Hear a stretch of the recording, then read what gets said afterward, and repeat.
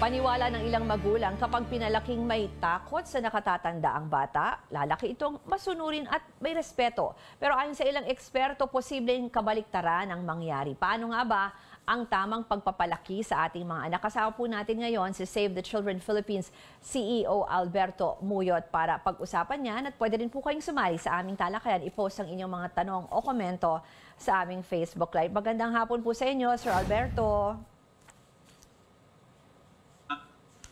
Sa ating mga viewers.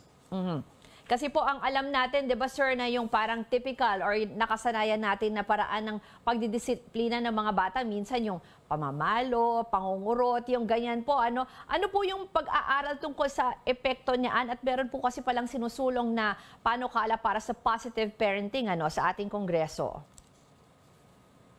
Salamat, Ruth. Unang-una, gusto kong linawin na ang Pilipino talagang likas na mapagmahal at saka mapagkalinga. Lalong-lalo na sa ating mga anak at sa mga miyembro ng ating pamilya. Ngunit, minsan, nag-shortcut tayo na imbis na bigyan natin ng tamang panahon at saka pagmamahal at suporta yung ating mga anak, ang shortcut natin ay gamitin ang pananakot at saka pamamalo upang mapasunod yung bata. So nawawala rito yung very important, yung communication. So these are substitute for yung ating lack of communication with our children. Yung parang kasi minsan, kunyari aakma lang na papaluin, di ba? Or minsan mananakot lang or maglalabas ng belt. Yung mga ganyan po, may epekto rin po yan. Or minsan, kung matutuloy na mapalo, sasabihin siguro ng magulang, hindi naman malakas. Or di ba parang baka hindi naman nasasaktan yung mga bata. Ano po ba ang epekto niyan? Well, maraming epekto. Doon sa magulang, Ruth, kung ang magulang ay gumamit na ng pamamalo, tuloy-tuloy na yan. At nag-escalate yung level of violence at saka yung injury. Nagsisimula sa pamamalo lang, sa kamay, sa puwet, babaya, gumagamit ng belt o gumagamit ng walis. Doon naman sa bata, malaki rin ang epekto niyan. Kasi siguro maisip natin na lumalaki yung bata, ngunit imbis na pagmamahal na kanyang nararamdaman, tungkol doon sa kanyang mga magulang, nararamdaman niya yung takot. At gusto niyang iwasan, ayaw niyang makipag-usap sa magulang, at gusto niyang lumayo. Yan ang some of the effects. At dinadala yan habang buhay. Some of the na yung violence doon sa bata, na lumalabas doon sa behavior pag naging adult na. At ginagawa ulit doon sa kanyang magulang. Kasi po yung iniisip nila, sir, parang pag pinalo mo or yung may corporal punishment, mas mapapasunod yung yun nga, mas madidisiplina. Yung ganyang thinking, tama po ba yan? Hindi. Kasi mas madaling, ang mga bata, matatalino rin yan, nakakaintindi yan, simula pa sa murang edad. At kung maintindihan niya, nagiging part na ng kanyang own values, imbes na yung takot ang nananaig.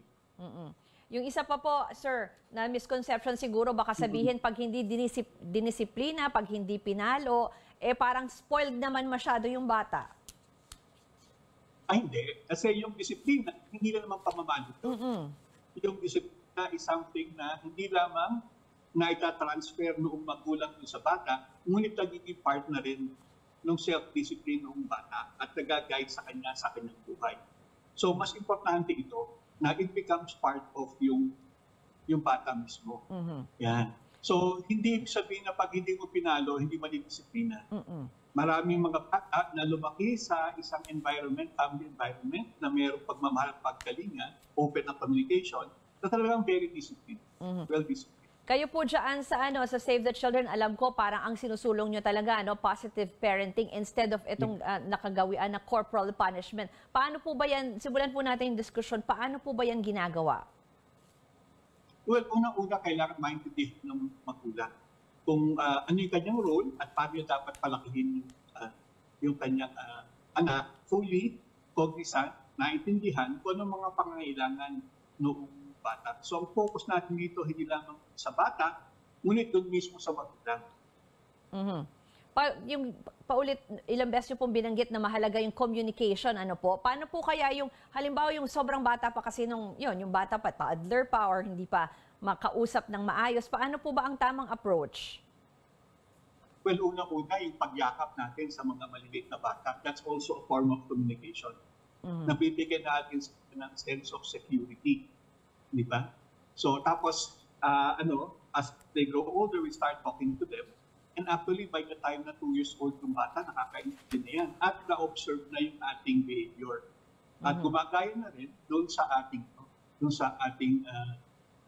asal sa pang-araw-araw. Sige po. So, that's also one part of communication.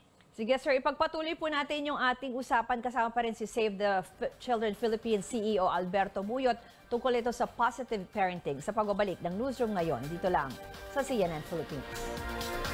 Balikan po natin ang ating serbisyo ngayon. Kasama pa rin si Save the Children Philippines CEO Alberto Muyot. Pinag-uusapan natin itong positive parenting dahil nga meron pong mga bills na nakabinbin ngayon sa Kongreso para dito. No? Pero kanina, Sir Albert, sinasabi niyo po kung gaano kahalaga itong communication na dapat kakausapin ng maayos yung mga bata. Pero minsan din po kasi kung hindi man physical, may verbal abuse naman po, di ba? Yung minsan sobra-sobrang pinapagalitan, sinisigawan. Ganon din po ba ang epekto niyan sa bata? Minsan mas matindi pa ang epekto. Oo, kasi talagang really causes injuries na traumatize yung bata. So, kailangan talaga iwasan natin yung paggamit ng mga masakit na salita at saka isipin natin kung ano yung sinasabi natin sa bata kasi talagang siniseryoso ng mga bata. Tapos sir, kasi nga yung binanggit ko rin kanina na may bills na for dito sa positive parenting. Ano po ba yung nakikita nyo, at isa kayo sa nagsusuporta dito, pero ano po ba yung nakikita nyo sa setup natin ngayon? Kulang po ba tayo sa batas kaya kailangan natin ito? Kasi alam ko minsan nako-compare din yung mga ibang batas, halimbawa sa ibang bansa, sila mismo parang sila na yung tumatawag, 'di ba, sa mga otoridad para i-report yung possible abuse. Dito po ba sa bansa natin, anong sitwasyon? Well, in terms of yung pagtawag ng mga bata, kung pag-report ang magulang, hindi pa masyado ito. At kung konti nga ating mga helplines para sa mga bata.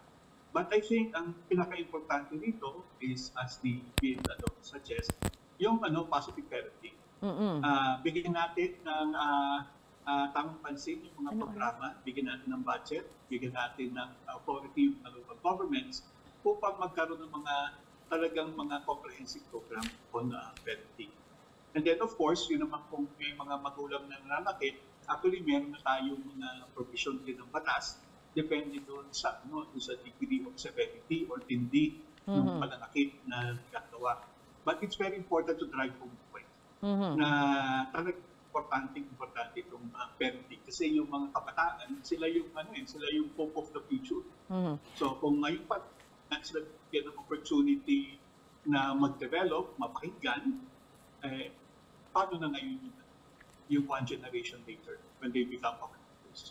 Sa inyo pong bahagi dyan sa Save the Children, yung monitoring nyo po ba dito sa pagre-report? Hindi po ba doon ganun kadalas? Nahihirapan po ba mag-report kung hindi man yung mga anak or yung mga ibang concern doon sa mga bata na posibleng nakakaranas ng corporal punishment or abuse? Ang marami sa reporting ngayon ay reporting authorities. Sa reporting sa PNP, mayroong hotline ng PNP, at saka din doon sa sa DSWD at saka sa local social welfare. Ang kasabihan pala is that yung mga nare-report yung mga extreme cases na. So there are cases, in fact, sabi nga ng Council for the Welfare of Children, more than 60% ng mga bata ay sinurvey na sila ay nabibigyan ng ito physical pa lang to physical. Tapos yung yung psychological at minsan nagagaling din sa mga ibang tao na hindi na family members, mas mataas pa. So it's really high time for us talaga na bigyan ng pansin and really start where it is most needed. Doon sa pagpapalaki ng bata.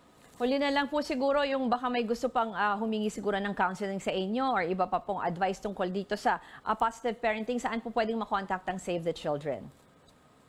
Well, meron kaming website, savethechildren.org.ph, so pwedeng tingnan to. Tapos member din kami ng Child Rights Network, so ayan po yung pa namin mga contact Okay. information. Mhm. At marami po mga iba pang mga organizations. Tulong-tulong po kami Okay, maraming pong upang maano po talaga, mag-lobby for this law. maraming pong salamat kay Save the Children Philippines CEO Alberto Muyot.